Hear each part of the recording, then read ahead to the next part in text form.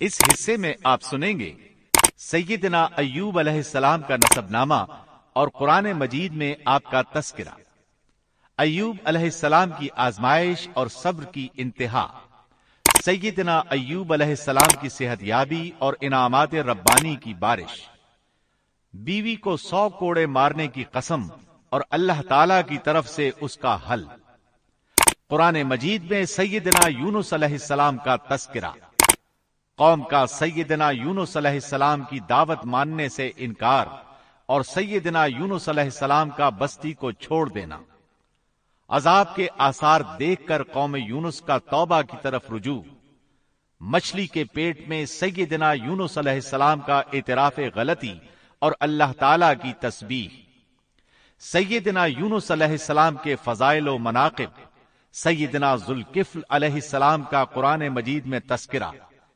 کیا ذوالکفل گوتم بدھ کا لقب تھا؟ ذوالکفل علیہ السلام کس قوم کی طرف مبعوث ہوئے؟ تاریخ اور قرآن کی روشنی میں مفصل و جامع تذکرہ۔ اب ہم آپ کو سناتے ہیں سیدنا ایوب علیہ السلام کا قصہ۔ ایوب علیہ السلام انبیاء کی جماعت میں سے ایک ہستی ہیں۔ اللہ تعالیٰ نے صبر کے معاملے میں بطور خاص ان کا تذکرہ فرمایا ہے، لوگوں کے لیے ایک مثال اور نمونہ ٹھہرایا ہے۔ آپ کا نسب نامہ یوں ہے: ایوب بن موس بن رازح بن عیس بن اسحاق بن ابراہیم علیہ السلام، یہ سیدنا اسحاق علیہ السلام کی نسل میں سے ہیں۔ ابراہیم علیہ السلام کے 2 صاحبزادے تھے، اسماعیل علیہ السلام اور اسحاق علیہ السلام۔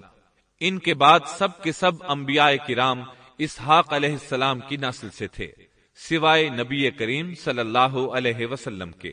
آپ اکیلے سیدنا اسماعیل علیہ السلام کی نسل سے ہیں۔ اسحاق علیہ السلام کے بیٹے ہیں یعقوب علیہ السلام۔ انہی یعقوب علیہ السلام کو اسرائیل بھی کہا جاتا ہے۔ اسی نسبت سے بنی اسرائیل کا مطلب ہے یعقوب علیہ السلام کی آل اولاد۔ یعقوب علیہ السلام کے 12 بیٹے تھے۔ ان کے بیٹوں کو اسباط بھی کہتے ہیں۔ ان کا تذکرہ قرآن میں بھی آتا ہے۔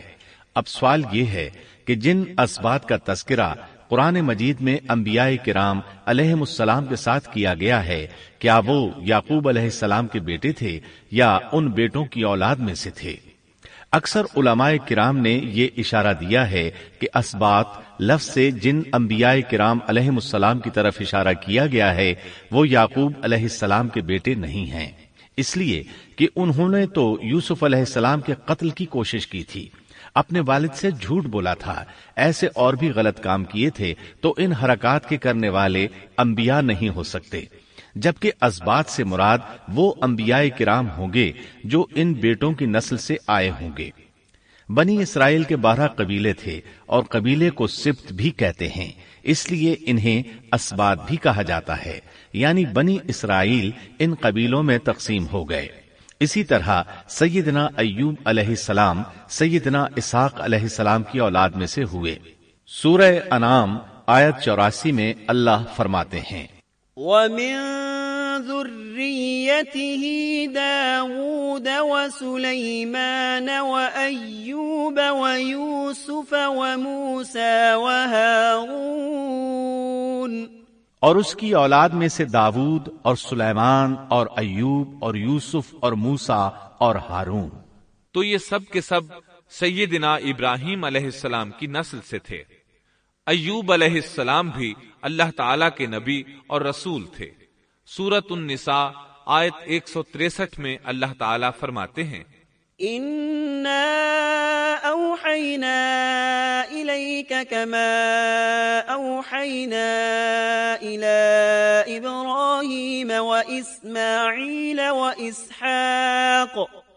وَإِسْحَاقَ وَيَعْقُوبَ وَالْأَسْبَاطِ وَعِيسَى وَأَيُّوبَ وَيُونُسَ وَهَارُونَ وَسُلَيْمَانَ وَآتَيْنَا دَاوُودَ زَبُورًا۔ یقیناً ہم نے آپ کی طرف اسی طرح وحی کی ہے جیسا کہ نوح اور ان کے بعد والے نبیوں کی طرف کی، اور ہم نے وحی کی ابراہیم اور اسماعیل اور اسحاق اور یعقوب اور ان کی اولادوں پر، اور عیسیٰ اور ایوب اور یونس اور ہارون اور سلیمان کی طرف، اور ہم نے داؤد کو زبور عطا فرمائی۔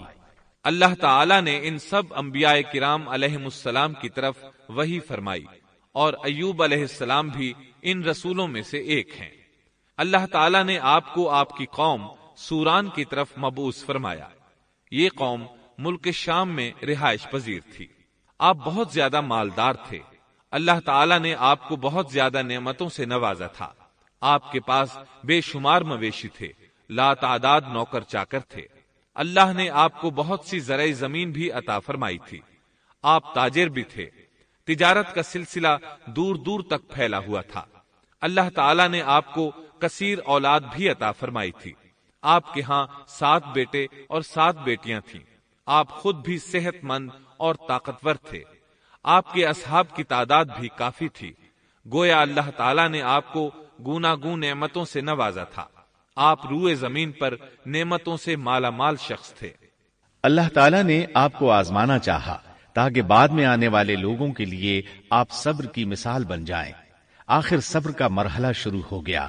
آپ کا سب مال و متاع ہلاک ہو گیا، یہاں تک کہ آپ فقیر ہو گئے۔ آپ کی زندگی ہی میں آپ کی ساری اولاد اللہ کو پیاری ہو گئی۔ کسی کا ایک بیٹا بھی فوت ہو جائے تو وہ کتنا غمگین ہوتا ہے، متاثر ہوتا ہے۔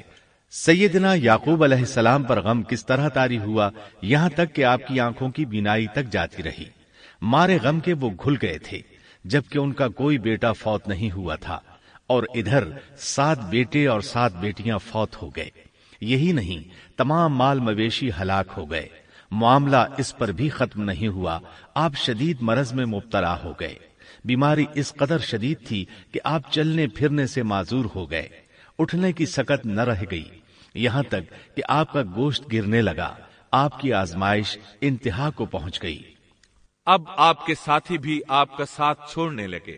انہیں خوف محسوس ہوا کہ کہیں ان کی بیماری انہیں بھی نہ لگ جائے، کہیں یہ کوئی ایسی بیماری نہ ہو جو ایک سے دوسرے کو لگتی ہو۔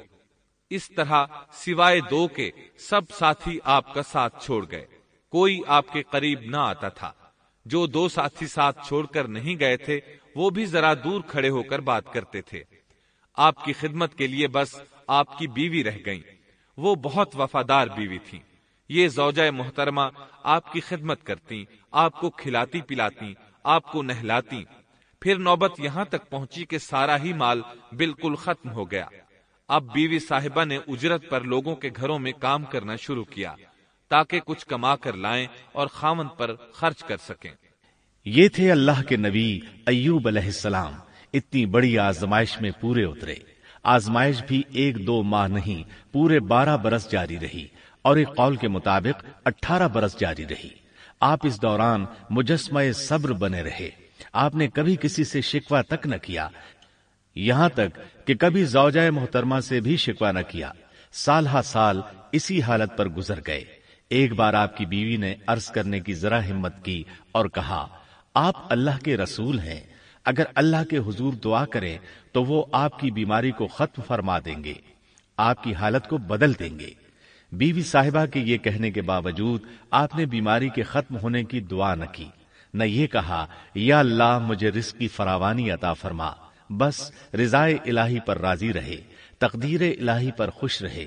آپ نے بیوی سے فرمایا، ذرا بتاؤ تو ہم کتنا عرصہ خوشحالی اور فراوانی میں رہے ہیں، کتنا عرصہ ہم ناز و نعمت میں رہے ہیں؟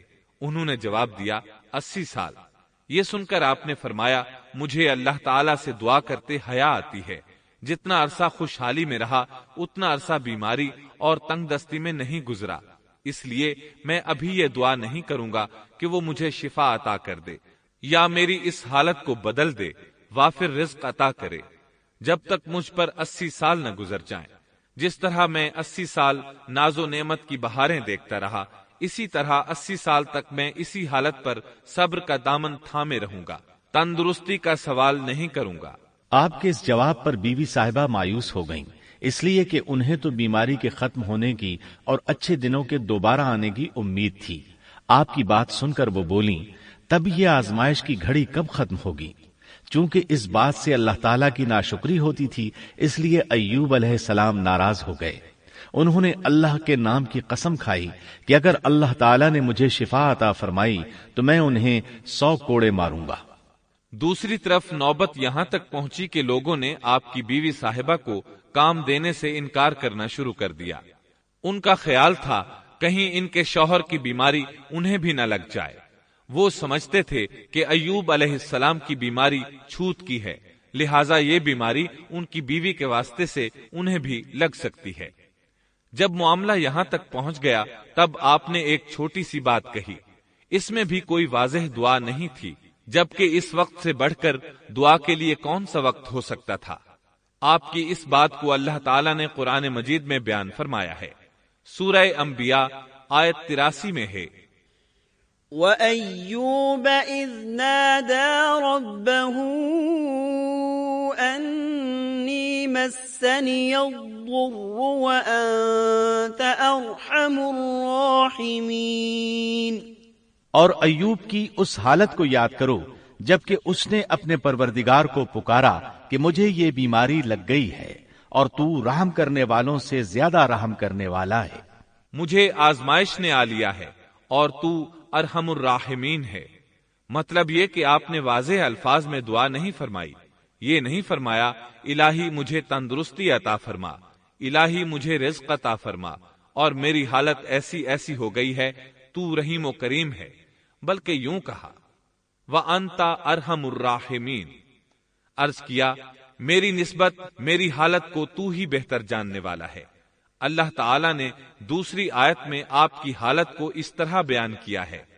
سورہ صاد آیت 41 میں اللہ تعالیٰ فرماتے ہیں، وَاذْكُرْ عَبْدَنَا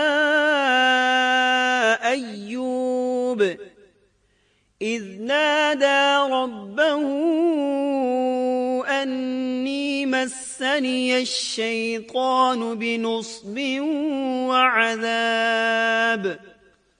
اور ہمارے بندے ایوب کا بھی ذکر کر جبکہ اس نے اپنے رب کو پکارا کہ مجھے شیطان نے رنج اور دکھ پہنچایا ہے۔ گویا آپ نے اس بیماری اور مصیبت کو اللہ تعالیٰ کی طرف منسوب نہیں فرمایا، بلکہ اللہ تعالیٰ کو اس سے مبرہ و پاک ٹھہرایا اور اسے شیطان کی طرف منسوب کیا۔ یوں نہیں کہا اللہ تو نے مجھے مصیبت میں ڈال دیا، بلکہ اس کو غیر اللہ یعنی شیطان کی جانب منسوب کیا۔ حدیث میں بھی اسی طرح آتا ہے، وَالشَّرُّ لَيْسَ إِلَيْكَ، برائی تیری طرف سے نہیں ہے۔ آپ نے اپنی حالت کو بھی ایسے ہی پیش کیا اور یوں عرض کیا، أَنِّي مَسَّنِيَ الضُّرُّ وَأَنْتَ أَرْحَمُ الرَّاحِمِينَ۔ اللہ تعالیٰ نے آپ کی التجا کو اسی لمحے شرف قبولیت سے نوازا۔ کتنے ہی موقع ایسے آئے تھے کہ اس سے قبل بھی آپ دعا کر سکتے تھے اور وہ قبول ہو جاتی، لیکن آپ نے صبر کا دامن تھامے رکھا۔ اسی لیے مدتوں سے ضرب المثل چلی آ رہی ہے صبر ایوب۔ جب آپ نے اپنے پروردگار سے اس انداز میں دعا مانگی تو اللہ تعالیٰ نے ان سے آزمائش ختم کر دی۔ اللہ تعالیٰ سورہ صاد آیت 42 میں فرماتے ہیں، ارکض برجلک هذا مغتسل بارد وشراب۔ اپنا پاؤں مارو، یہ نہانے اور پینے کے لیے ٹھنڈا پانی ہے۔ جب انہوں نے پاؤں زمین پر مارا تو پانی کا چشمہ جاری ہو گیا۔ علماء کرام کہتے ہیں جب انہوں نے اس پانی سے غسل کیا تو جسم کے بیرونی حصے سے بیماری ختم ہو گئی، اور جو ہی پانی پیا جسم کے اندرونی حصے کی بیماری ختم ہو گئی، اور یہ اللہ عز و جل کا عظیم احسان ہے۔ پھر سے بالکل تندرست بن گئے، ان کی صحت و توانائی لوٹ آئی، ایسے صحت مند ہو گئے جیسے پہلے کبھی ہوا کرتے تھے۔ ان کی زوجہ محترمہ باہر سے گھر آئیں تو بالکل نہ پہچان سکیں۔ ان سے پوچھنے لگیں، کیا آپ نے اللہ کے نبی میرے خاوند یعنی مرض میں مبتلا شخص کو دیکھا ہے؟ اللہ کی قسم جب میرے خاوند صحت مند تھے تو بالکل آپ جیسے تھے، میں نے آپ سے بڑھ کر ان سے ملتا جلتا آدمی آج تک نہیں دیکھا۔ اس پر ایوب علیہ السلام بولے، کیا تم نے مجھے پہچانا نہیں؟ انہوں نے حیران ہو کر پوچھا، آپ کون ہیں؟ تب وہ بولے، میں ایوب ہوں۔ وہ بولیں، سبحان اللہ، اس کا مطلب ہے بیماری ختم ہو گئی، اللہ تعالیٰ کا احسان ہو گیا۔ اس کے بعد اللہ تعالیٰ نے انہیں اہل و عیال کی نعمتیں بھی لوٹا دیں، ان کے مویشی بھی انہیں واپس مل گئے۔ سیدنا ابن عباس رضی اللہ عنہما فرماتے ہیں، اللہ تعالیٰ نے صرف انہیں ہی اپنے فضل و کرم سے نہیں نوازا، بلکہ ان کے ساتھ ان کی اہلیہ کو بھی اپنے خاص فضل و کرم سے نوازا، اس لیے کہ انہوں نے بھی اس عظیم آزمائش میں صبر کیا تھا، عظیم صبر کا مظاہرہ کیا تھا۔ اللہ تعالیٰ نے ان کی جوانی کو بھی لوٹا دیا۔ ان سے سیدنا ایوب علیہ السلام کے ہاں 26 بیٹے بیٹیاں پیدا ہوئے۔ یہ روایت بھی ملتی ہے کہ 26 بیٹے ہی بیٹے تھے، بیٹیاں اس کے علاوہ تھیں۔ اللہ تعالیٰ سورہ انبیاء آیت 84 میں فرماتے ہیں، وَآتَيْنَاهُ أَهْلَهُ وَمِثْلَهُمْ مَعَهُمْ رَحْمَةً مِّنْ عِندِنَا وَذِكْرَىٰ لِلْعَابِدِينَ۔ ہم نے اس کو اہل و عیال عطا فرمائے، بلکہ ان کے ساتھ ویسے ہی اور اپنی خاص مہربانی سے، تاکہ سچے بندوں کے لیے سبب نصیحت ہو۔ مطلب یہ کہ ان کی جوانی واپس کر دی، مال و دولت لوٹا دیا، اور یہ چیزیں انہیں فوراً واپس کر دی تھیں۔ جسمانی صحت بھی واپس فرمائی اور دنیاوی دولت بھی واپس کر دی۔ امام بخاری، امام احمد اور دیگر محدثین نبی کریم صلی اللہ علیہ وسلم سے روایت بیان کرتے ہیں کہ نبی کریم صلی اللہ علیہ وسلم نے فرمایا، جب سیدنا ایوب علیہ السلام غسل فرما رہے تھے تو ان پر ٹڈیوں کی موسلا دھار بارش ہونے لگی۔ یہ ٹڈیاں کیا تھیں؟ وہ سونے کی ٹڈیاں تھیں۔ اللہ تعالیٰ ان کو غسل کے دوران ہی اتارنے لگے۔ ایوب علیہ السلام نے ان کو کپڑے میں جمع کرنا شروع کیا۔ اس پر اللہ تعالیٰ نے فرمایا، اے ایوب، کیا میں نے تجھے مالدار نہیں بنا دیا؟ اس نئے نازل ہونے والے مال سے بے پرواہ نہیں بنا دیا؟ ایوب علیہ السلام نے عرض کیا، جی ہاں میرے پروردگار، لیکن میں آپ کی رحمت اور برکت سے تو بے پرواہ نہیں ہو سکتا۔ بلا یا رب ولكن لا غنى لي عن برکتک۔ ہاں اے رب، لیکن میں تیری برکت سے دور کیسے رہ سکتا ہوں؟ ان کا مال و دولت سب واپس مل گیا، اہل و عیال بھی مل گئے، صحت بھی پلٹ آئی۔ یہ سب اللہ کے خاص فضل و کرم سے تھا اور اس عظیم صبر کے صلے میں تھا جو انہوں نے کیا تھا۔ اللہ تعالیٰ نے ان کی اہلیہ محترمہ پر بھی نرمی فرمائی، جیسا کہ سورہ صاد آیت 44 میں فرماتے ہیں، وَخُذْ بِيَدِكَ ضِغْثًا، اور اپنے ہاتھ میں تنکوں کی ایک جھاڑو پکڑو۔ بالکل باریک تنکوں کی ایک جھاڑو لو، اس میں 100 تنکے ہوں، ان کو اکٹھا کر لو۔ اس کے بعد فرمایا، فَاضْرِبْ بِهِ وَلَا تَحْنَثْ، جھاڑو سے اسے مار اور قسم کے خلاف نہ کر۔ مطلب یہ کہ ایوب علیہ السلام نے اپنی بیوی کو 100 کوڑے مارنے کی قسم کھائی تھی۔ اللہ نے یہ تدبیر سمجھائی کہ 100 تنکوں کا جھاڑو لے کر ایک بار انہیں مارو اور قسم پوری کرو، قسم کی خلاف ورزی نہ کرو۔ اس طرح آپ کی قسم بھی پوری ہو جائے گی اور بیوی کو بھی تکلیف نہیں پہنچے گی۔ تو اس طرح اللہ تعالیٰ نے ان کی زوجہ محترمہ پر خاص مہربانی فرمائی۔ اللہ سورہ انبیاء آیت 83 اور 84 میں فرماتے ہیں، وَأَيُّوبَ إِذْ نَادَى رَبَّهُ أَنِّي مَسَّنِيَ الضُّرُّ وَأَنْتَ أَرْحَمُ الرَّاحِمِينَ فَاسْتَجَبْنَا لَهُ فَكَشَفْنَا مَا بِهِ مِنْ ضُرٍّ وَآتَيْنَاهُ أَهْلَهُ وَمِثْلَهُمْ مَعَهُمْ رَحْمَةً مِّنْ عِنْدِنَا وَذِكْرَىٰ لِلْعَابِدِينَ۔ ایوب کی اس حالت کو یاد کرو جبکہ اس نے اپنے پروردگار کو پکارا کہ مجھے یہ بیماری لگ گئی ہے اور تو رحم کرنے والوں سے زیادہ رحم کرنے والا ہے۔ تو ہم نے ان کی سن لی اور جو دکھ انہیں تھا اسے دور کر دیا اور انہیں اہل و عیال عطا کر دیے، بلکہ ان کے ساتھ اپنی مہربانی سے ویسے ہی اور عطا کر دیے تاکہ سچے بندوں کے لیے نصیحت کا سبب ہو۔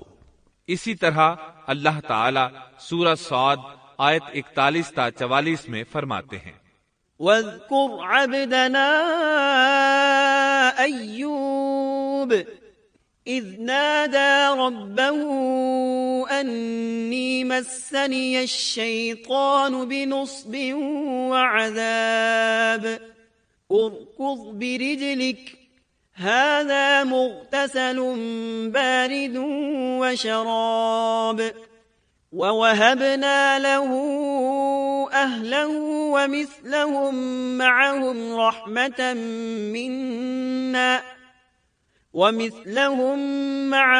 رحمة منا وذكرى لأولي الألباب وخذ بيدك ضغثا فاضرب به ولا تحنث إنا وجدناه صابرا نعم العبد إنه أواب۔ اور ہمارے بندے ایوب کا بھی ذکر کیجئے جب انہوں نے اپنے رب کو پکارا کہ مجھے شیطان نے رنج اور دکھ پہنچایا ہے، اپنا پاؤں مارو، یہ پینے اور نہانے کے لیے ٹھنڈا پانی ہے، اور ہم نے انہیں ان کا پورا کنبہ عطا فرمایا، بلکہ اس کے ساتھ اپنی خاص رحمت سے اور عقل مندوں کی نصیحت کے لیے اتنا ہی اور بھی عطا کر دیا، اور اپنے ہاتھ میں تنکوں کی ایک جھاڑو لے کر مار دیں اور قسم کے خلاف نہ کریں، سچ تو یہ ہے کہ ہم نے اسے بڑا صابر بندہ پایا، وہ بہت نیک تھے اور بہت ہی رغبت رکھنے والے تھے۔ یہ ذکر تھا سیدنا ایوب علیہ السلام کا جو اختتام کو پہنچا۔ اب ہم شروع کرتے ہیں یونس علیہ السلام کا قصہ۔ یونس علیہ السلام ایک عظیم اور کریم نبی تھے۔ ان کا قصہ قرآن کریم میں ایک انوکھا قصہ ہے۔ آپ کے والد کا نام متا تھا اور آپ سیدنا ابراہیم علیہ السلام کی نسل سے تھے۔ آپ کا ایک نام ذُنُّون بھی ہے، یعنی مچھلی والے۔ ان-نون کا مطلب ہے مچھلی۔ اسی طرح آپ کو صاحب الحوت بھی کہا جاتا ہے۔ اللہ تعالیٰ نے آپ کو ان سب ناموں سے پکارا ہے۔ آپ کو ایک عظیم بستی کی طرف مبعوث کیا گیا۔ اس بستی کا نام نینوا تھا۔ یہ عراق کے شمال میں واقع تھی، موصل کے بالمقابل تھی۔ ان دونوں کے درمیان دریائے دجلہ واقع تھا۔ موصل دریائے دجلہ کے کنارے واقع تھا، جبکہ اس کے بالکل سامنے نینوا کی بستی تھی۔ امام ابن کثیر رحمت اللہ علیہ نے نینوا کے بارے میں اور ان آثار و باقیات کے بارے میں لکھا ہے جو ان کے زمانے میں موجود تھیں۔ وہاں کچھ بت تھے جو اوندھے منہ گرے پڑے تھے۔ اللہ تبارک و تعالی نے یونس علیہ السلام کو نینوا کی طرف رسول بنا کر بھیجا۔ سورۃ الصافات آیت 139 میں ہے، وَإِنَّ يُونُسَ لَمِنَ الْمُرْسَلِينَ، اور بے شک یونس رسولوں میں سے تھے۔ آگے اللہ آیت 147 میں فرماتے ہیں، وَأَرْسَلْنَاهُ إِلَى 100,000 أَوْ يَزِيدُونَ، اور ہم نے اسے 100,000 بلکہ اور زیادہ آدمیوں کی طرف بھیجا۔ یعنی ان کی تعداد 100,000 سے زیادہ تھی۔ رہا یہ سوال کہ لاکھ سے کتنے زیادہ تھے، اکثر علماء کرام نے وضاحت کی ہے کہ وہ 100,000 سے قریباً 20,000 زیادہ تھے۔ اس طرح بستی والوں کی تعداد 1,20,000 تھی، اور یہ سب کے سب کفر پر تھے۔ یونس علیہ السلام انہیں سال ہر سال دعوت دیتے رہے، لیکن وہ اپنے کفر ہی پر ڈٹے رہے۔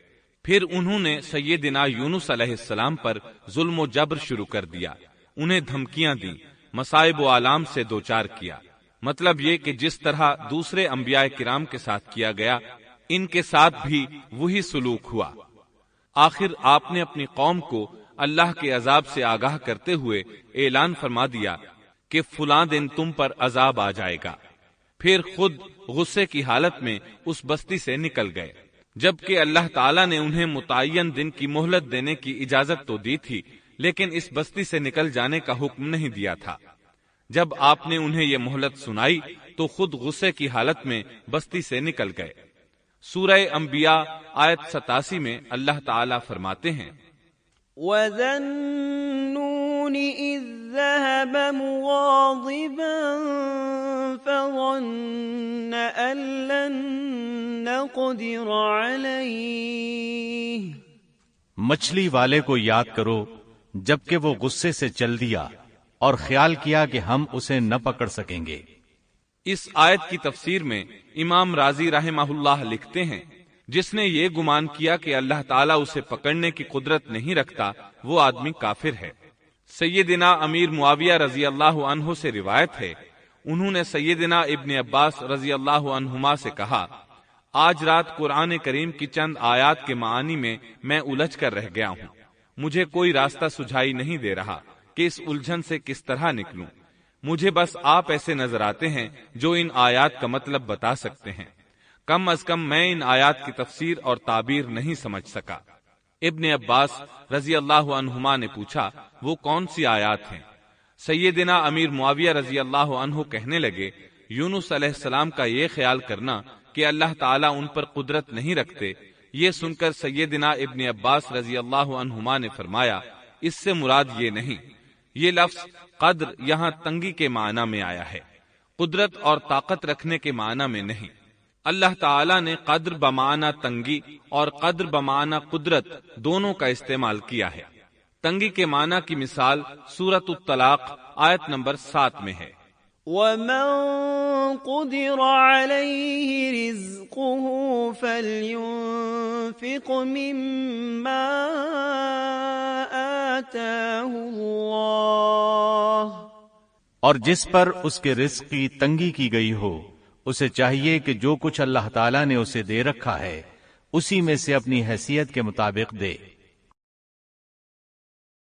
تو اس آیت میں بھی یہی معنی مراد ہے کہ انہوں نے گمان کر لیا ہم ان پر تنگی نہیں کریں گے، یعنی ان کا خیال یہ تھا کہ اگرچہ وہ اللہ تعالیٰ کی اجازت کے بغیر نکل کھڑے ہوئے ہیں پھر بھی اللہ ان پر تنگی نہیں کریں گے، کیونکہ وہ اللہ کے ایک معزز نبی اور رسول ہیں، اور ان کی قوم کے لوگ اللہ کی گرفت اور اس کے عذاب کے مستحق ہیں، انہی پر اللہ کا عذاب نازل ہونے والا ہے۔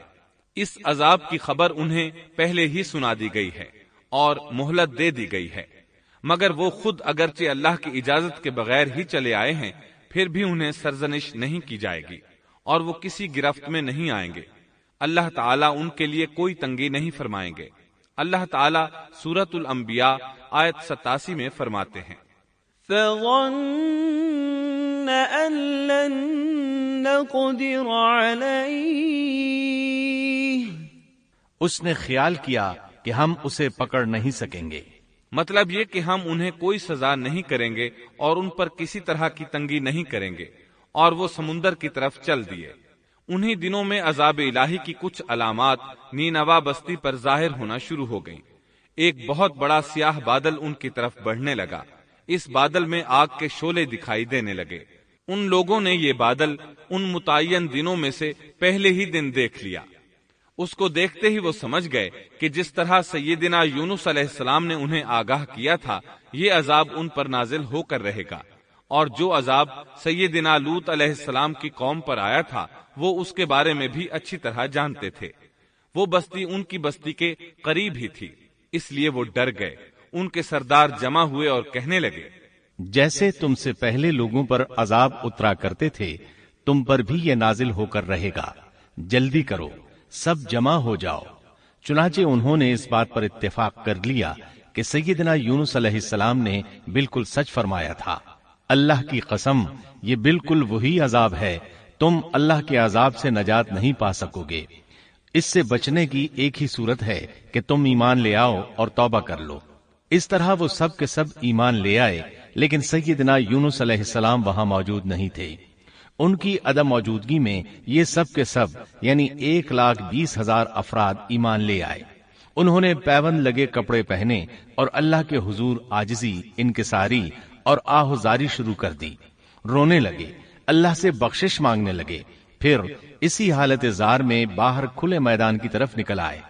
ان کے سرداروں نے سب کو الگ الگ کر دیا، یہاں تک کہ ماں اور بیٹے کو بھی جدا کر دیا۔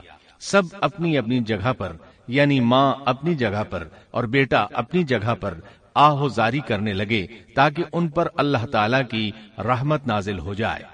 یہ عذاب 3 دن تک ان کے سروں پر منڈلاتا رہا، اور یہ بھی مسلسل آہوزاری کرتے رہے، اپنی عاجزی ظاہر کرتے رہے، معافیاں مانگتے رہے۔ آخر کار اللہ تعالیٰ نے ان پر رحم و کرم فرما دیا اور عذاب کو ان سے پھیر دیا۔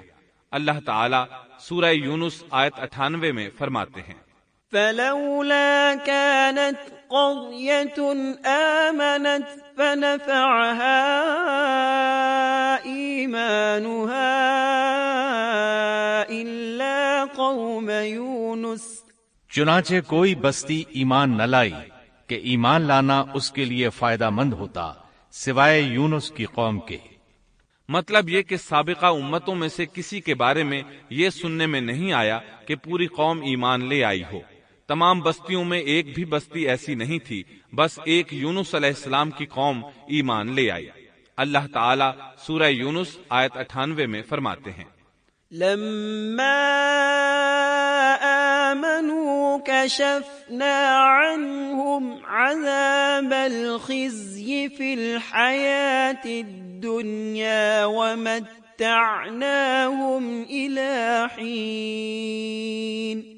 جب وہ ایمان لے آئے تو ہم نے رسوائی کے عذاب کو دنیاوی زندگی میں ان پر سے ٹال دیا اور ان کو ایک وقت تک کے لیے زندگی سے فائدہ اٹھانے کا موقع دیا۔ مطلب یہ کہ ہم نے انہیں دنیاوی زندگی کا لطف اٹھانے کا موقع دیا۔ اب اس قوم پر قیامت کے دن تک عذاب نہیں اترے گا۔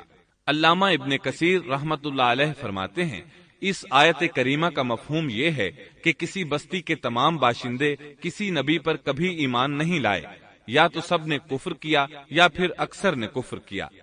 لیکن یونس علیہ السلام کی قوم واحد ایسی قوم ہے جو تمام کی تمام عذاب الہی کے آثار دیکھ کر ایمان لے آئی۔ سابقہ ادوار میں جتنی بھی بستیاں گزریں ان میں اہل ایمان کے ساتھ یا تو کفار رہے ہیں یا ان میں منافقین بھی رہے ہیں، سوائے یونس علیہ السلام کی قوم کے وہ سب کے سب کافر تھے، پھر سب کے سب ایمان لے آئے۔ یہ اللہ تعالیٰ کے عجائبات میں سے ہے اور اس کی قدرت اور رحمت کی نشانیوں میں سے ہے۔ اب دوسری طرف کی سنیے، یونس علیہ السلام کو کچھ معلوم نہیں تھا کہ ان کی قوم کے ساتھ کیا ہوا۔ آپ تو غصے کی حالت میں بستی سے نکل کر سمندر کی طرف چلے آئے تھے۔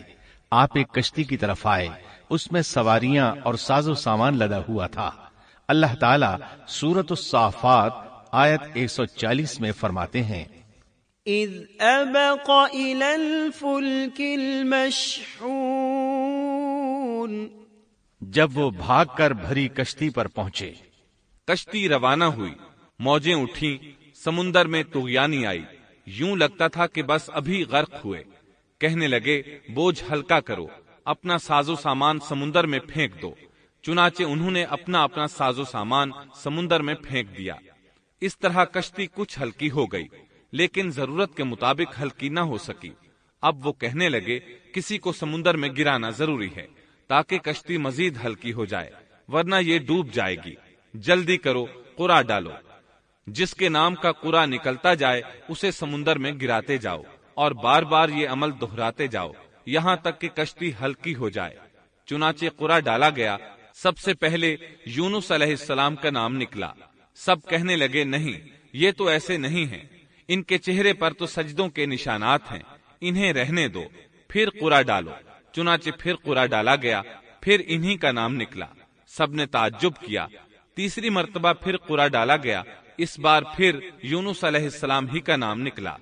اللہ تعالیٰ سورۃ الصافات آیت 141 میں فرماتے ہیں، فساهم فكان من المدحضين،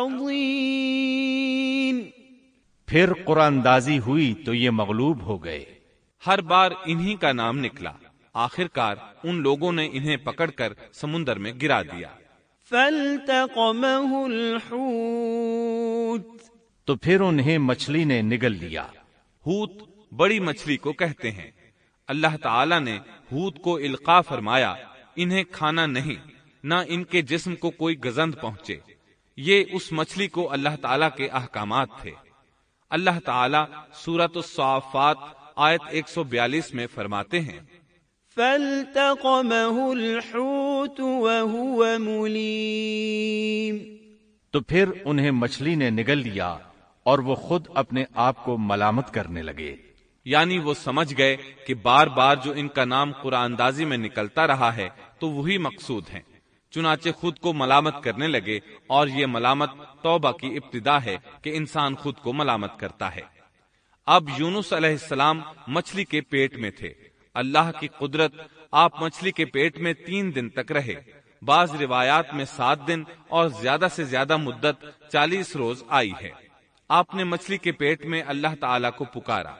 اللہ سورۃ الانبیاء آیت 87 میں فرماتے ہیں، فنادى في الظلمات،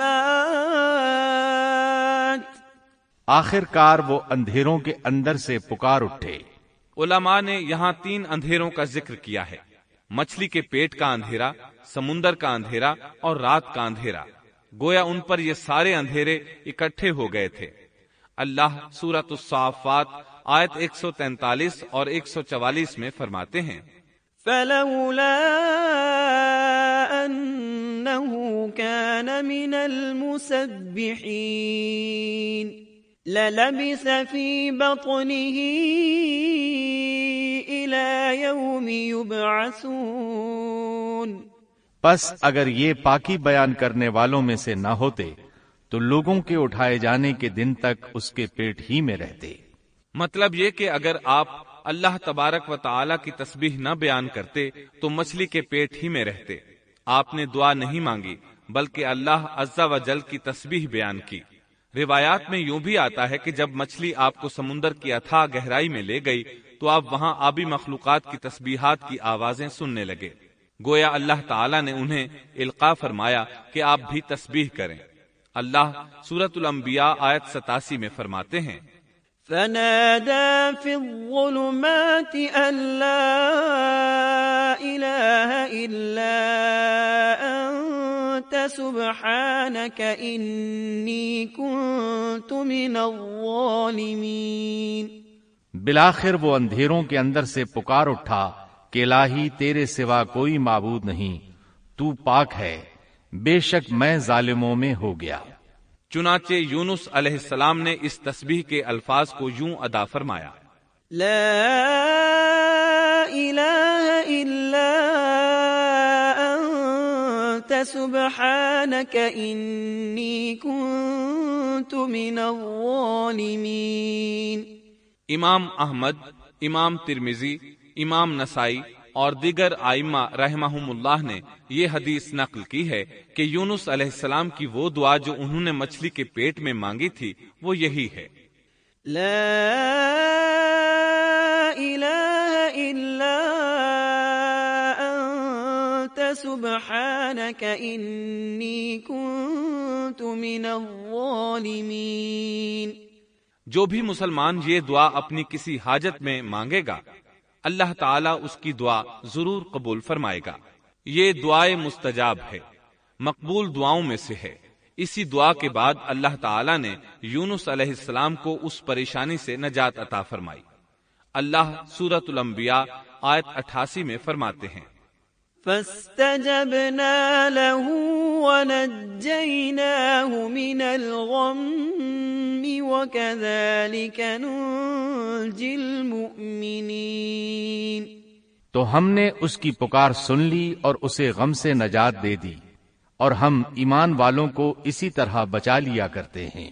ایک صحابی نے نبی کریم صلی اللہ علیہ وسلم سے پوچھا، اے اللہ کے رسول صلی اللہ علیہ وسلم، یونس علیہ السلام نے جو دعا مچھلی کے پیٹ میں مانگی کیا وہ صرف انہی کے لیے تھی یا ان کے بعد اہل ایمان کے لیے بھی ہے؟ تو آپ نے فرمایا، یہ دعا یونس علیہ السلام کے لیے خاص تھی اور سب اہل ایمان کے لیے عام ہے۔ کیا تم نے اللہ تعالیٰ کا یہ فرمان نہیں سنا؟ وَكَذَلِكَ نُنْجِي الْمُؤْمِنِينَ۔ اور ہم ایمان والوں کو اسی طرح بچا لیا کرتے ہیں۔ جو بھی اس دعا کو پڑھے گا اللہ اسے رنج و غم سے نجات دیں گے۔ ایک قول کے مطابق تقریباً 40 روز آپ کی شب و روز یہی دعا رہی۔ اس مدت کے ختم ہونے پر اللہ تعالیٰ نے آپ کی دعا کو قبولیت بخشی۔ مچھلی ساحل پر پہنچی، انہیں کنارے پر ڈالا اور واپس چلی گئی۔ اس بات کو اللہ تعالیٰ نے سورۃ الصافات آیت 145 میں یوں بیان فرمایا ہے، فنبذناه بالعراء وهو سقيم پس اسے ہم نے چٹیل میدان میں ڈال دیا اور وہ اس وقت بیمار تھے۔ آپ وہاں اسی طرح لیٹے رہے۔ پھر اللہ کی قدرت سے آپ کے قریب ایک بیلدار درخت اگا، جیسا کہ سورۃ الصافات آیت 146 میں ہے۔ وَأَنبَتْنَا عَلَيْهِ شَجَرَةً مِّن يَقْطِينٍ اور اس پر سایہ کرنے والا ایک بیلدار درخت ہم نے اگا دیا۔ اس کدو کے درخت کے متعلق مورخین کا کہنا ہے کہ اللہ تعالیٰ نے اس درخت کا انتخاب اس لیے فرمایا تھا کہ اس درخت کے پتے چوڑے ہوتے ہیں، ان کے سائے میں انہیں ڈھانپ دیا گیا تاکہ ہوا سے اذیت نہ پہنچے، اس لیے کہ ان کے جسم سے جلد اتر گئی تھی۔ پھر اس درخت سے خوشکن خوشبو بھی آتی تھی، اس خوشبو نے انہیں فرحت بخشی۔ پھر کدو کی خوشبو میں ایک خصوصیت یہ تھی کہ حشرات الارض کو دور رکھتی ہے۔ اللہ تعالیٰ نے انہی خصوصیات کی وجہ سے اس بیلدار درخت کا انتخاب فرمایا تھا تاکہ آپ ہر طرح کی تکلیف سے محفوظ رہیں۔ یہ ہے اللہ کی قدرت، سبحان اللہ۔ اسی طرح مفسرین یہ بھی کہتے ہیں کہ اللہ تعالیٰ نے ان کے پاس ایک پہاڑی بکری بھیج دی، وہ آپ کے قریب آتی اور آپ کے سر کے اوپر اپنی ٹانگیں پھیلائے کھڑی ہو جاتی، اس طرح اس کے تھن آپ کے منہ میں چلے آتے اور آپ ان سے خواہش کے مطابق دودھ پیتے۔ یہ تھا آپ کا کھانا اور پینا۔ رفتہ رفتہ آپ کی حالت بہتر ہو گئی، توانا اور تندرست ہو گئے، پھر آپ اٹھنے کے قابل ہو گئے، اور یہ سب اللہ تعالیٰ کی مہربانی سے ہوا۔ جب آپ کی صحت لوٹ آئی تو اللہ تعالیٰ نے آپ کو پھر آپ کی قوم کی طرف بھیجا، جیسا کہ سورۃ الصافات آیت 148 میں ہے۔ وَأَرْسَلْنَاهُ إِلَى 100,000 أَوْ يَزِيدُونَ فَآمَنُوا فَمَتَّعْنَاهُمْ إِلَى حِينٍ اور ہم نے اسے 100,000 بلکہ اور زیادہ آدمیوں کی طرف بھیجا، پس وہ ایمان لے آئے اور ہم نے انہیں ایک زمانے تک عیش و عشرت دی۔ وہ سب کے سب آپ پر ایمان لے آئے تھے۔ اللہ تعالیٰ نے اس قصے کے ذریعے نبی کریم صلی اللہ علیہ وسلم کو اشارہ فرمایا ہے کہ دعوت دیتے ہوئے اکتانا نہیں۔ اللہ سورۃ القلم آیت 48 میں فرماتے ہیں، وَلَا تَكُن كَصَاحِبِ الْحُوتِ اور مچھلی والے کی طرح نہ ہو جائیے۔ ان لوگوں کو دعوت حق دیتے رہیے۔ دیکھیے وہ سال ہر سال دعوت دیتے رہے لیکن اکتائے نہیں، ان سے مایوس نہیں ہوئے۔ ان کی پوری بستی میں سے ایک بھی ان پر ایمان نہیں لایا تھا، لیکن جب ان سے مایوس ہو گئے تو انہیں اللہ کے عذاب سے آگاہ کر دیا اور منہ پھیر کر چل دیے تو وہ سب کے سب ایمان لے آئے۔ اللہ تعالی سورۃ القصص آیت 56 میں فرماتے ہیں، إِنَّكَ لَا تَهْدِي مَنْ أَحْبَبْتَ وَلَكِنَّ اللَّهَ يَهْدِي مَنْ يَشَاءُ آپ جسے چاہیں ہدایت نہیں دے سکتے، بلکہ اللہ تعالیٰ ہی جسے چاہتا ہے ہدایت دیتا ہے۔ اس قصے میں بہت بڑا سبق ہے کہ کسی بھی حالت میں اللہ کی رحمت سے مایوس نہیں ہونا چاہیے اور نہ ہدایت کے معاملے میں اپنی ذات پر بھروسہ کرنا چاہیے۔ ہدایت تو بس صرف اللہ تعالیٰ ہی کی طرف سے ہے، آپ کے ذمے تو پیغام حق پہنچا دینا ہے۔ اللہ سبحانہ و تعالیٰ کے ذمے ہدایت سے نوازنا ہے۔ اللہ تعالیٰ نے انہیں پاک صاف بنا دیا، انہیں چن لیا۔ اللہ خود ہی سورۃ القلم آیت 50 میں وضاحت فرماتے ہیں، فاجتباه ربه فجعله من الصالحين اسے اس کے رب نے پھر نوازا اور اسے نیک لوگوں میں کر دیا۔ امام مسلم نے ایک حدیث روایت کی ہے کہ نبی کریم صلی اللہ علیہ وسلم نے فرمایا، لا ينبغي لعبد ان يقول انا خير من يونس بن متى تم میں سے کوئی شخص ہرگز یہ نہ کہے کہ میں یعنی محمد یونس بن متا سے بہتر ہوں، یعنی یوں نہ کہے کہ میں سیدنا یونس علیہ السلام سے افضل ہوں، وہ اس طرح کہ وہ تو اپنی قوم کے ایمان لانے سے مایوس ہو گئے تھے اور میں مایوس نہیں ہوں۔ اس طرح بالکل نہ کہے، کیونکہ بالآخر اللہ تعالیٰ نے آپ کو چن لیا اور برگزیدہ بنا لیا اور صالحین میں داخل کر لیا۔ اس واقعے میں نبی کریم صلی اللہ علیہ وسلم کو جو ہدایت دی گئی ہے اس کا ذکر سورۃ القلم آیت 41 میں آتا ہے۔ فاصبر لحكم ربك ولا تكن كصاحب الحوت، پس تو اپنے رب کے حکم کا صبر سے انتظار کر اور مچھلی والے کی طرح نہ ہو جا۔ مطلب یہ کہ یونس علیہ السلام کی مانند نہ ہو جائیے جو اپنی قوم کے ایمان لانے سے مایوس ہو گئے تھے۔ یقیناً دین کی دعوت اور حق کے پرچار میں یہ بہت عظیم سبق ہے کہ داعی اللہ کو کبھی مایوس نہیں ہونا چاہیے۔ یونس علیہ السلام کا قصہ ختم ہوا اور اب ہم آپ کو سناتے ہیں ذوالکفل علیہ السلام کا قصہ۔ قرآن عزیز میں ذوالکفل علیہ السلام کا ذکر 2 سورتوں یعنی سورۃ الانبیاء اور سورہ صاد میں آیا ہے، لیکن دونوں سورتوں میں صرف نام مذکور ہے، مختصر و مفصل کسی قسم کے حالات کا کوئی تذکرہ نہیں ہے۔ سورۃ الانبیاء آیت 85 اور 86 میں اللہ تعالی فرماتے ہیں وَإِسْمَاعِيلَ وَإِدْرِيسَ وَذَا الْكِفْلِ كُلٌّ مِّنَ الصَّابِرِينَ وَأَدْخَلْنَاهُ فِي رَحْمَتِنَا إِنَّهُم مِّنَ الصَّالِحِينَ۔ اور اسماعیل اور ادریس اور ذوالکفل یہ سب صابر لوگ تھے، ہم نے انہیں اپنی رحمت میں داخل کر لیا، یہ سب لوگ نیک تھے۔ اللہ تعالیٰ سورہ صاد آیت 48 میں فرماتے ہیں وَاذْكُرْ إِسْمَاعِيلَ وَالْيَسَعَ وَذَا الْكِفْلِ وَكُلٌّ مِّنَ الْأَخْيَارِ۔ اسماعیل، یسع اور ذوالکفل کا بھی ذکر کر دیجئے، یہ سب بہترین لوگ تھے۔ ذوالکفل علیہ السلام کے متعلق جس طرح قرآن مجید نے نام کے سوا کچھ ذکر نہیں فرمایا، اسی طرح نبی اکرم صلی اللہ علیہ وسلم سے بھی ان کے متعلق کچھ منقول نہیں ہے، لہٰذا قرآن و حدیث کی روشنی میں اس سے زیادہ کچھ نہیں کہا جا سکتا کہ ذوالکفل علیہ السلام اللہ کے برگزیدہ نبی اور پیغمبر تھے اور کسی قوم کی ہدایت کے لیے مبعوث ہوئے تھے۔ قرآن و سنت میں اس سے زیادہ سکوت ہے۔ باقی رہا سیر و تواریخ میں ان کا ذکر، تو کافی تفتیش و جستجو کے بعد بھی ہمیں اس سلسلے میں ایسی ٹھوس معلومات نہیں مل سکی جن کے ذریعے سے ذوالکفل علیہ السلام کے حالات و واقعات پر مزید روشنی پڑ سکے۔ چنانچہ تورات بھی خاموش ہے اور اسلامی تاریخ بھی۔ البتہ ابن جریر رحمت اللہ علیہ نے مشہور مفسر تابعی مجاہد رحمت اللہ علیہ سے ان کے متعلق ایک قصہ نقل کیا ہے۔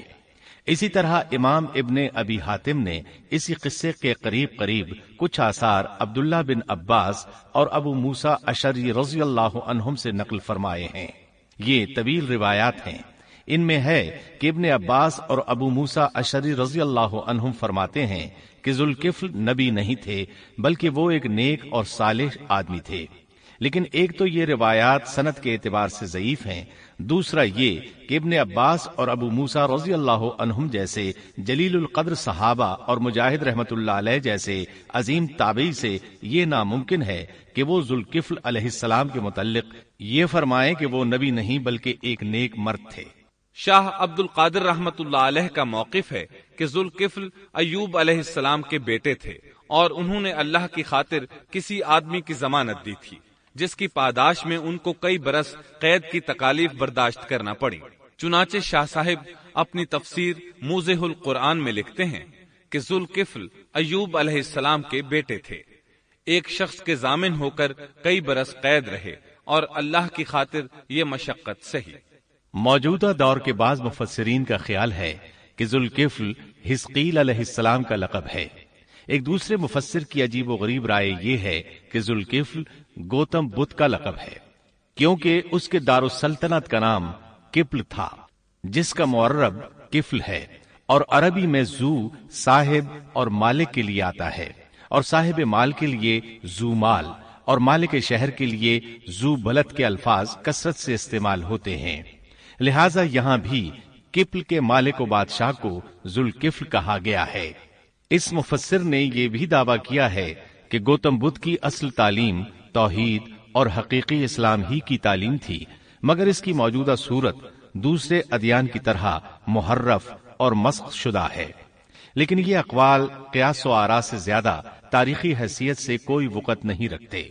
ہم اس تعصب کے قائل نہیں ہیں کہ اگر صحیح تاریخ سے یہ ثابت ہو جائے کہ قرآن نے جن انبیاء کے صرف نام ذکر کیے ہیں ان کا مصداق فلاں برگزیدہ ہستی ہے، اور اس کا انکار صرف اس لیے کر دیا جائے کہ اس سے پہلے چونکہ ایسی بات کسی نے نہیں کہی اس لیے یہ قابل رد ہے۔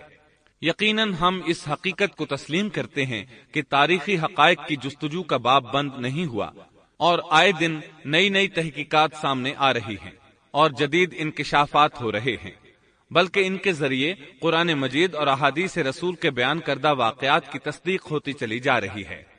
ملحد و بے دین لوگ ان کا انکار اس لیے کرتے اور کرتے آ رہے ہیں کہ تاریخ اور فلسفہ ان کا ساتھ نہیں دیتے، لیکن اگر قرآن کریم کی بیان کردہ کسی ہستی کے متعلق مزید انکشافات روشنی میں آئیں تو ہمارے لیے انکار کا باعث نہیں بلکہ مخالفین پر مزید حجت اور دلیل ہیں۔ لیکن اس حقیقت کے اقرار کے باوجود اس سے یہ بھی لازم نہیں آتا کہ کسی واقعے کے متعلق کوئی شخص اگر محض اپنے وہم و گمان اور قیاس و انداز سے بے دلیل کوئی بات کر دے تو ضرور اس کو مان لیا جائے۔ چنانچہ ذوالکفل علیہ السلام کو گوتم بدھ قرار دینا ابھی تک اس سے زیادہ کوئی حیثیت نہیں رکھتا۔ ہمارے لیے دنیا کے مختلف گوشوں میں اللہ کے فرستادہ نبیوں پر ایمان لانے کے لیے قرآن کی وہ تینوں دفعات کافی ہیں جو دین اسلام کا امتیازی وصف ہیں۔ سورۃ الفاتر آیت 24 میں اللہ تعالیٰ فرماتے ہیں، وَإِن مِّنْ أُمَّةٍ إِلَّا خَلَا فِيهَا نَذِيرٌ، اور کوئی امت ایسی نہیں ہوئی جس میں کوئی ڈر سنانے والا نہ گزرا ہو۔ سورۃ المومن آیت 78 میں اللہ تعالیٰ فرماتے ہیں، منهم من قصصنا عليك ومنهم من لم نقصص عليك، بعض انبیاء کے واقعات ہم آپ کو بیان کر چکے ہیں اور ان میں سے بعض کے قصے تو ہم نے آپ کو بیان ہی نہیں کیے۔ سورۃ البقرہ آیت 136 میں اللہ تعالیٰ فرماتے ہیں، لا نفرق بين احد من رسله، ہم رسولوں میں سے کسی کے درمیان فرق نہیں کرتے۔ اس لیے ایک مومن کا یہ عقیدہ ہونا چاہیے کہ ہم اللہ کے انبیاء میں سے کسی نبی کے درمیان کوئی فرق نہیں کرتے، یعنی تمام انبیاء پر ایمان لاتے ہیں۔ اس صاف اور واضح عقیدے کے بعد اگر ہمارے سامنے کسی ملک اور کسی خطے کے انبیاء اور رسول کے واقعات نہیں بھی آئے تو اس کے اسباب و وجوہات اور ہیں، لیکن جہاں تک ان پر ایمان لانے کا تعلق ہے وہ اختصار سے بھی کافی ہے، اور ان کی تفصیلات سے آگاہی ہماری رشد و ہدایت کے مقاصد یعنی اللہ پر ایمان اور نیک اعمال کے لیے ضروری نہیں ہے، خصوصاً جبکہ اللہ تعالیٰ نے ہم پر یہ حقیقت بھی قرآن مجید میں واضح کر دی ہے کہ نبی اکرم صلی اللہ علیہ وسلم خاتم النبیین ہیں اور تمام سچے ادیان کی صحیح اور حقیقی تعلیم کی تصدیق کر کے ان کو بلند درجات کے درجہ کمال تک پہنچانے والے ہیں، جیسا کہ سورۃ المائدہ آیت 3 میں اللہ تعالیٰ فرماتے ہیں، اليوم اکملت لکم دینکم واتممت علیکم نعمتی ورضیت لکم الاسلام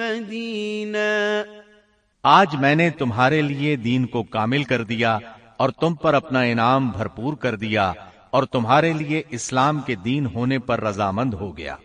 خلاصہ کلام یہ کہ ہمیں یہ تسلیم ہے کہ ہندوستان میں بھی اللہ کے سچے نبی اور پیغمبر مبعوث ہوئے، بلکہ سیرت نگاروں کی روایات کے مطابق ابو البشر آدم علیہ السلام اسی ہندوستان کے کسی گوشے میں اتارے گئے، لیکن جب تک قرآن و حدیث کی صراحت یا تاریخ کے صحیح دلائل و براہین سے یہ ثابت نہ ہو جائے کہ ذوالکفل گوتم بدھ کا لقب ہے، محض قیاس و آراء کی بنا پر ہم اس کو تسلیم نہیں کرتے، کیونکہ جس طرح کسی نبی کو نہ ماننا کفر کی راہ ہے، اسی طرح کسی غیر نبی کو نبی تسلیم کرنا بھی باطل ہے۔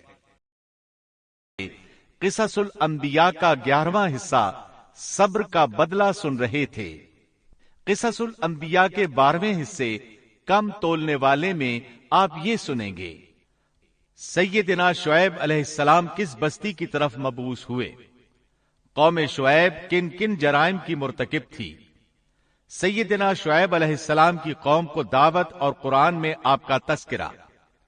معجزہ کسے کہتے ہیں؟ سیدنا شعیب علیہ السلام کو کون سے معجزات عطا ہوئے؟ دھوکہ دہی، ملاوٹ اور ڈاکہ زنی سے اعتراض کا درس اور قوم کی آپ کو ملامت۔ قوم کی مسلسل ہٹ دھرمی پر سیدنا شعیب علیہ السلام کی اللہ تعالی سے فیصلے کی دعا۔ ذلت آمیز عذاب سے قوم کا صفحہ ہستی سے مٹ جانا۔ سیدنا شعیب علیہ السلام کا اظہار افسوس۔ اصحاب قریہ کون تھے اور ان کی طرف کتنے رسول مبعوث ہوئے؟ قوم کا رسولوں سے مکالمہ اور حبیب نجار کی قوم کو نصیحت۔ قوم کی رسولوں سے بدشگونی اور ان کو سنسار کرنے کی دھمکی۔ حبیب نجار کی شہادت اور جنت میں داخلہ۔